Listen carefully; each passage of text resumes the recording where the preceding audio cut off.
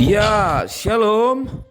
Suami, istri, bapak-bapak, dan ibu-ibu yang dikasihi Tuhan, merdeka.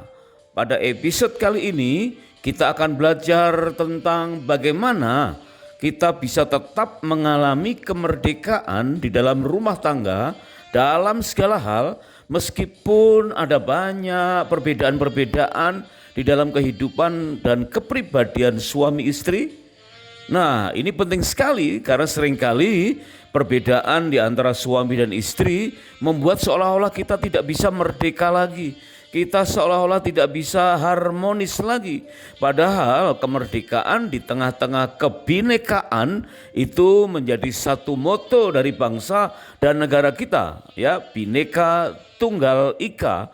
Namun nyatanya banyak rumah tangga yang kurang terampil mengatasi kebinekaan, terutama dalam beberapa hal, sehingga seolah-olah tidak bisa mengalami kemerdekaan yang seutuhnya. Nah, saat yang tepat pada saat kita berencana dan ingin lagi mengadakan perjalanan bulan madu yang kedua, karena channel ini ditujukan agar kita ingin berkesempatan lagi mengadakan perjalanan honeymoon yang kedua. Sebab saat-saat semacam itulah sebagai saat yang tepat untuk kita belajar dari kesalahan. Tentu dengan saling rendah hati dan banyak berbincang berduaan saja bersama dengan pasangan. Jika ada kesaksian atau hal-hal yang pernah dialami yang serupa dengan episode kali ini, silakan ditulis di kolom komentar supaya menjadi pembelajaran buat kita semua. Nah, pada episode kali ini, mari kita akan bersama-sama membuka hati, belajar bagaimana di tengah-tengah perbedaan banyak hal, terutama perbedaan secara spiritual, tetapi kita bisa tetap mengalami kemerdekaan yang seutuhnya dalam kehidupan suami istri, dalam rumah tangga yang harmonis. Yuk kita mulai.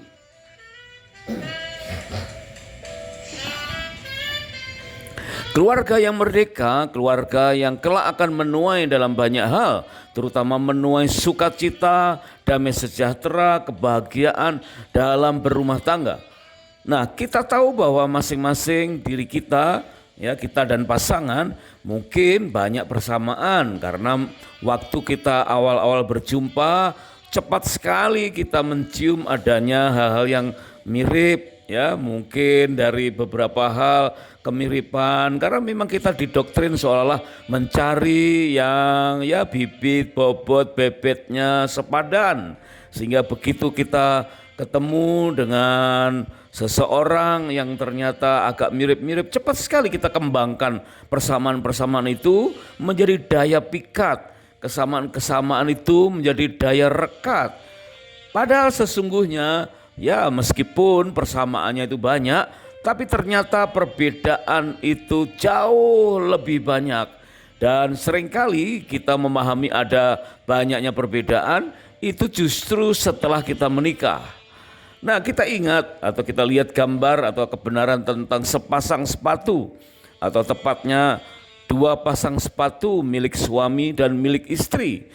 Dari sepatu itu saja kita bisa berbeda, ya, di antara sepatu suami kiri dan kanan, ya, tentu berbeda, ya, dan sepatu istri kiri dan kanan juga masing-masing berbeda. Tetapi jauh sangat berbeda jika kita lihat antara sepasang sepatu suami dan sepasang sepatu istri, ya, dari bentuknya, dari flat haknya sudah berbeda. Dan itu menandakan bahwa meskipun berbeda, tetapi masing-masing bisa menyesuaikan dirinya sehingga bisa mengalami keharmonisan. Kenapa demikian? Karena memang itulah, setiap pribadi memiliki karakteristik yang berbeda dan berapa lama pun menikah tetap berbeda. Dan biarlah kita begitu memahami ada banyak perbedaan, kita tetap sanggup memaksimalkan potensi diri kita dan potensi diri pasangan, dan mengelola kelemahan diri kita dan mengelola kelemahan diri pasangan bersama-sama untuk bisa memperoleh keluarga yang merdeka untuk menuai di tengah-tengah kebinekaan secara apapun juga. Kita lihat sekarang firman Tuhan di dalam Kejadian pasal 1 ayat yang ke-27. Firman Tuhan berkata, maka Allah menciptakan manusia itu menurut gambarnya. Menurut gambar Allah diciptakannya dia, laki-laki dan perempuan diciptakannya mereka. Nah, seolah-olah kita mengetahuinya hanya sekedar bahwa laki-laki dan perempuan diciptakan sama-sama oleh Tuhan yang sama. Dan segambar dan serupa dengan cara yang sama. Sama-sama dahsyat, yes. Sama-sama mulia, ya. Sama-sama ajaib, ya. Tetapi ternyata kita suami dan istri diciptakan berbeda, yaitu laki-laki dan perempuan diciptakannya mereka. Kita mungkin lupa tentang kebenaran ini bahwa laki-laki dan perempuan pasti berbeda, ya. Sebab itu kita perlu bersyukur atas undang-undang tentang perkawinan nomor 1 tahun 1974 yang berlaku di Indonesia, yang mengamanatkan bahwa pernikahan itu antara seorang pria dengan seorang wanita, bukan hanya satu dengan satu, tetapi pria dan wanita, artinya lawan jenis atau beda jenis, ya. Dan itu memberi pengertian bahwa undang-undang tentang perkawinan di Indonesia selaras dengan apa yang menjadi kebenaran firman Tuhan, yaitu seorang dengan seorang dan dengan jenis kelamin yang berbeda. Nah, apa konsekuensinya? Dengan jenis kelamin yang berbeda, tentu ada banyak hal yang juga akan berbeda. Kita lihat perbedaan yang lain lagi. Menurut Kejadian pasal yang kedua, ayat yang ke-7 dan ayat yang ke-22, firman Tuhan berkata, ketika itulah Tuhan membentuk manusia itu dari debu tanah dan menghembuskan nafas hidup ke dalam hidungnya. Demikianlah manusia itu menjadi makhluk yang hidup. Dan dari rusuk yang diambil Tuhan dari manusia itu, dibangunnyalah seorang perempuan, lalu dibawanya kepada manusia itu. Nah, dari Kejadian pasal 2 ayat 7 dan 22 ini kita bisa lihat bahwa awal mula pembentukan secara fisik antara Adam dan Hawa juga berbeda dari segi bahan bakunya, ya. Kita tahu Adam dan Hawa imago Dei, diciptakan menurut gambar dan rupa Allah. Tetapi Adam diciptakan dari sesuatu menjadi sesuatu, dari debu tanah, dan baru dihembuskan nafas hidup ke dalam hidung Adam. Itu berbeda dengan Hawa. Dari rusuk Adam diambil Tuhan dan dibangunnyalah seorang perempuan. Berarti dari bahan baku yang berbeda, meskipun sama-sama imago Dei, sama-sama dahsyat, ajaib dan mulia, sama-sama, tetapi memiliki karakteristik yang berbeda. Di dalam Alkitab Perjanjian Baru diteguhkan pula di dalam 1 Tesalonika 5 ayat yang ke-23 dikatakan, semoga roh, jiwa dan tubuhmu terpelihara sempurna. Nah, berarti masing-masing pribadi mempunyai dimensi yang berbeda, yaitu roh, jiwa dan dimensi tubuh. Dan Adam maupun Hawa juga memiliki dimensi roh, jiwa dan tubuh pula. Berarti semakin banyak kemungkinan demi kemungkinan, perbedaan demi perbedaan di antara suami dan istri. Seringkali kita kurang memahami ini dalam kehidupan sehari-hari. Padahal seringkali kadang-kadang perbedaan itu hanya berbeda style saja terhadap waktu menghadapi beberapa hal. Misalnya beda style terhadap tantangan dan tuntunan. Wah, ini kelihatannya sederhana dalam pengucapan, ya.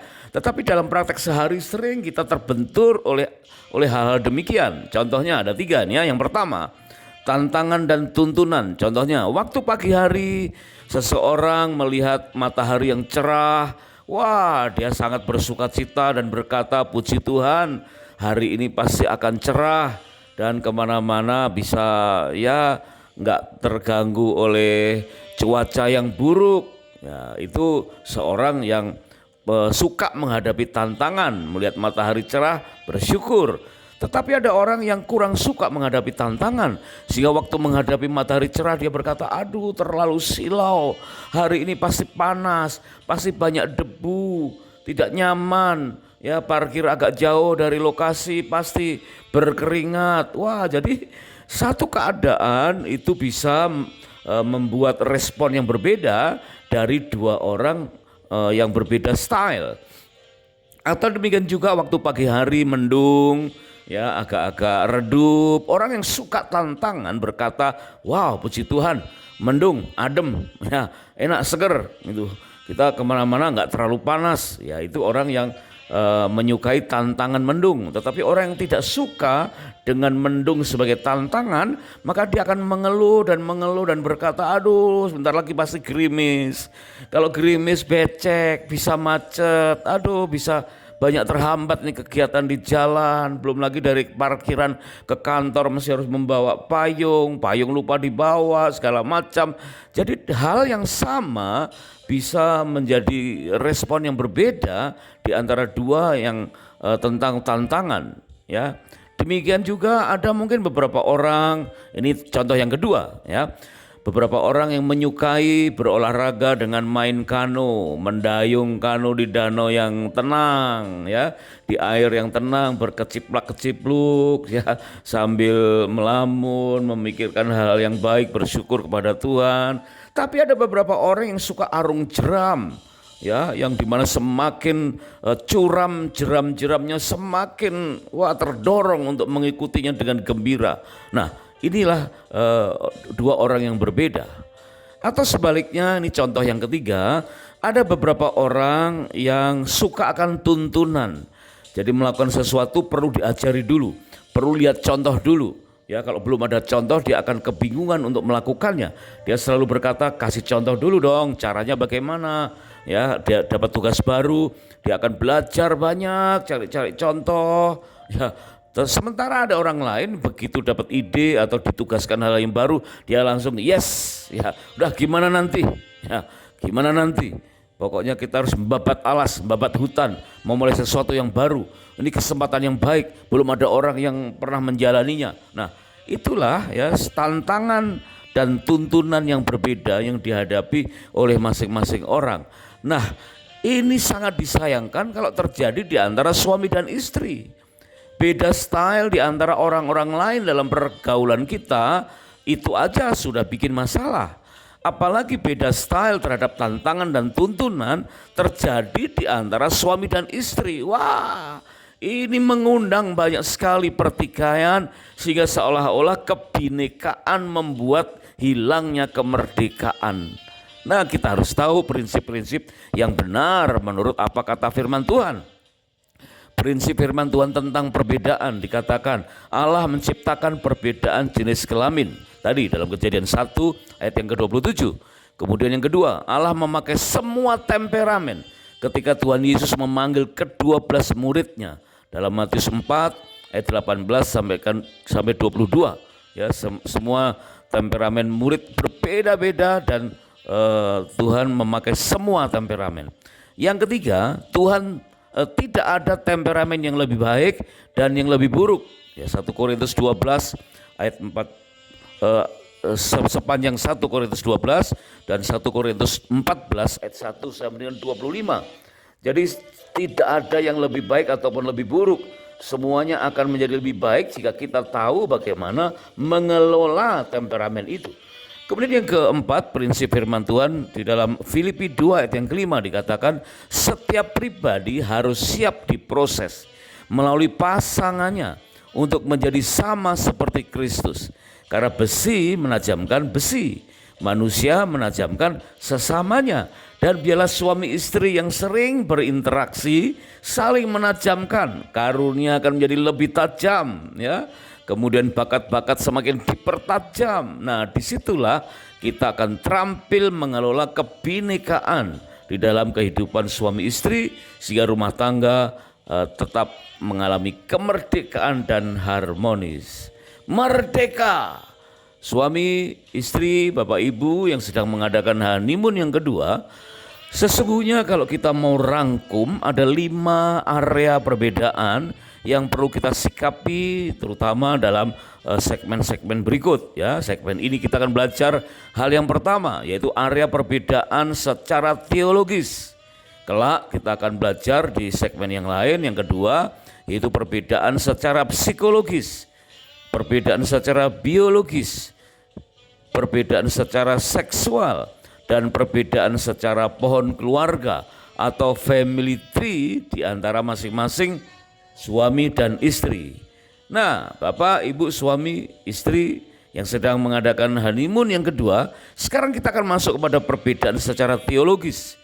Dikatakan bahwa suami dan istri mempunyai fungsi yang berbeda secara teologis. Firman Tuhan mengamanatkan kepada suami, dikatakan, hai suami, suami adalah kepala rumah tangga, sebagaimana Kristus kepala jemaat. Berarti istri tidak boleh tawar-menawar tentang kekepalaan suami. Karena kekepalaan suami digambarkan sebagai Kristus sebagai kepala dari jemaat. Ya, tentu kita tidak bisa nawar ya. Aku mau nyembah Yesus jadi Tuhan jika ini, jika itu. Aku mau tunduk sama Tuhan jika ini, jika itu. Tentu tidak begitu ya. Demikian juga mengakui dan mendudukkan suami sebagai kepala itu tanpa kompromi. Benar-benar suatu ketetapan yang harus sejak awal harus dipegang bersama-sama.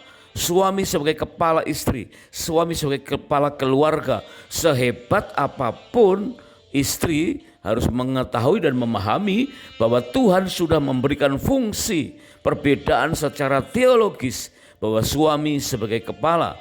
Di dalam Efesus pasal yang kelima jelas menggambarkan betul betapa suami mendapatkan otoritas ilahi di bawah Tuhan untuk mengepalai rumah tangganya. Lalu seperti apa fungsi secara teologis bagi istri? Dikatakan sejak dari Kejadian pasal yang kedua Tuhan menetapkan bahwa Tuhan akan membangun seorang penolong yang sepadan, ya.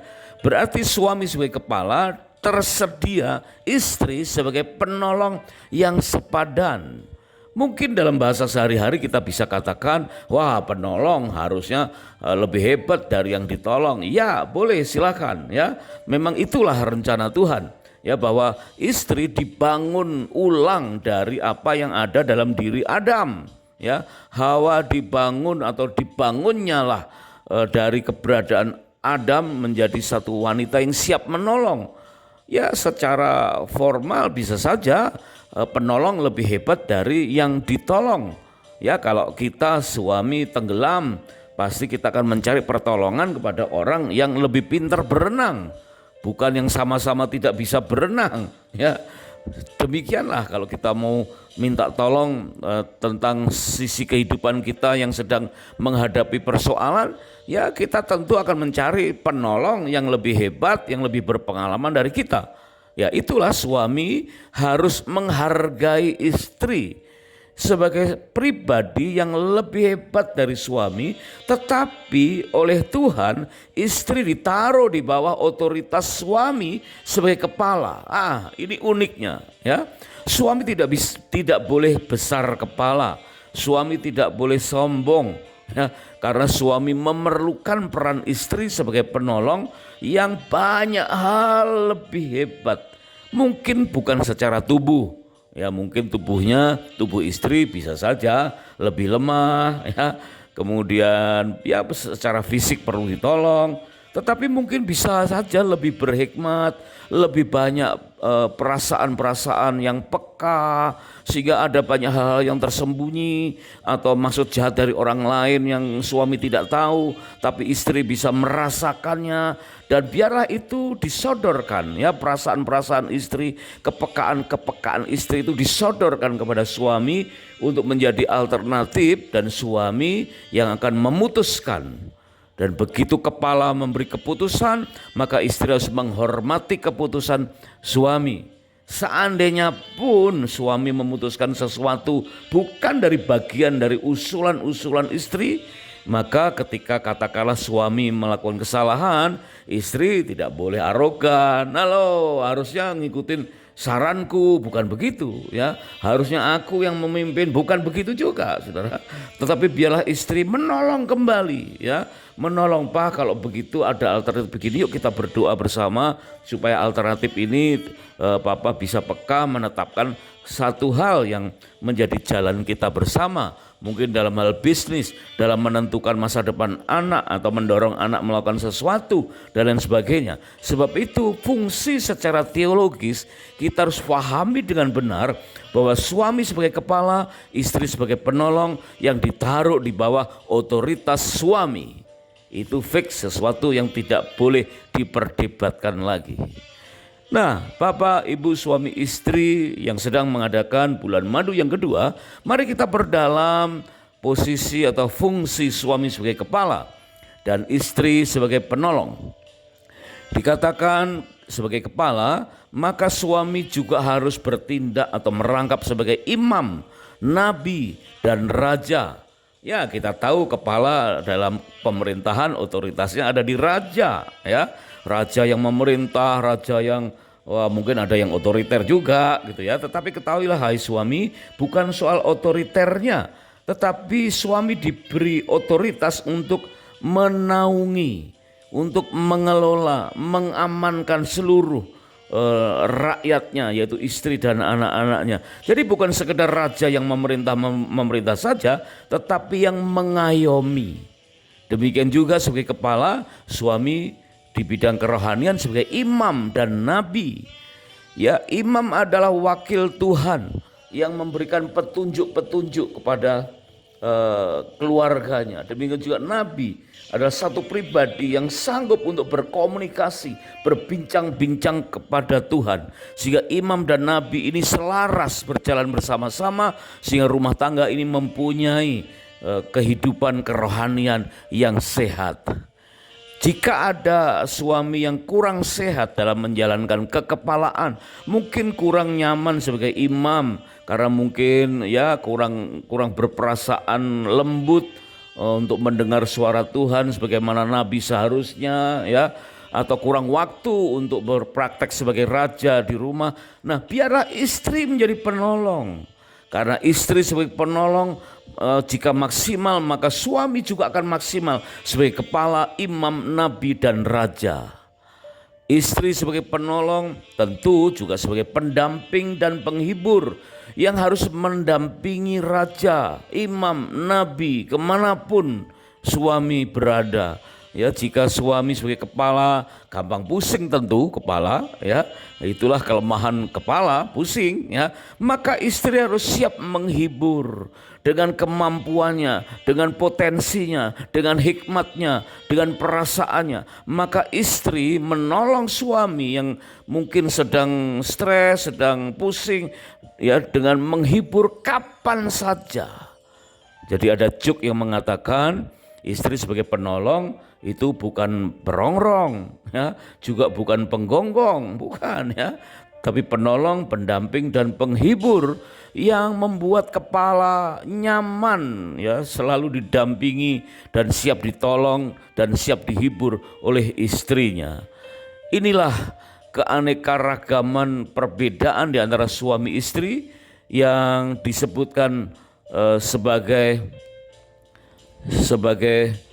kebinekaan, ya, kebinekaan secara spiritual, tetapi tetap bisa dikelola supaya keluarga dan atau rumah tangga bisa tetap mengalami kemerdekaan seutuhnya. Nah, kita mungkin nanti bisa mencocokkan keadaan temperamen masing-masing pada konsep perbedaan temperamen, ya, kita akan perdalam nanti, yaitu bahwa suami istri bisa saja memiliki temperamen yang berbeda antara dominan, ya, atau koleris, intim atau sanguin, stabil atau plekmatis, cermat atau melankolis. Sehingga jika keduanya menyadari itu berbeda, ya, jika suami dan istri menyadari bahwa temperamennya berbeda, maka akan mempermudah menjalankan fungsi secara teologis. Dan ini akan bersinergi sehingga suami istri saling membangun, ya, saling menguatkan sehingga rumah tangga bisa menjadi semakin sempurna. Di dalam Efesus pasal yang kelima ayat yang ke-33, firman Tuhan mengajarkan sikap hati yang benar ketika menghadapi kebinekaan, terutama dalam hal spiritual. Firman Tuhan berkata, bagaimanapun juga bagi kamu masing-masing berlaku, kasihilah istrimu seperti dirimu sendiri, dan istri hendaklah menghormati suaminya. Nah, kata bagaimanapun juga mengandung makna meskipun tadinya kecewa, tadinya kurang nyaman dengan adanya kebinekaan, kok perbedaannya kok mencolok sekali, beda banget dengan dulu waktu awal-awal berkenalan ya, banyak persamaan yang baik, tapi sekarang kok banyak perbedaan-perbedaan yang menjadikan kita hidupnya seolah-olah kurang baik. Tapi firman Tuhan mengingatkan bagaimanapun juga tetap suami mengasihi istri dan istri menghormati suaminya. Jadi bisa saja istri lebih hebat atau mungkin berkedudukan lebih tinggi di dalam dunia sekuler atau strata keningratan yang lebih tinggi, ya tapi tetap istri menghormati suaminya dan suami mengasihi istri, karena demikianlah Tuhan menetapkan suami punya otoritas sebagai kepala dan istri ditetapkan sebagai penolong yang sepadan. Terima kasih sudah menyimak, dan kiranya Tuhan Yesus memberkati pernikahan kita dengan berlimpah-limpah. Jika ada komentar, kesaksian, atau hal-hal yang serupa dengan ini, ya silakan ditulis di kolom komentar, dan silakan untuk di subscribe, like, atau di-share sehingga menjadi berkat bagi banyak orang. Sampai jumpa pada episode berikutnya. God bless you.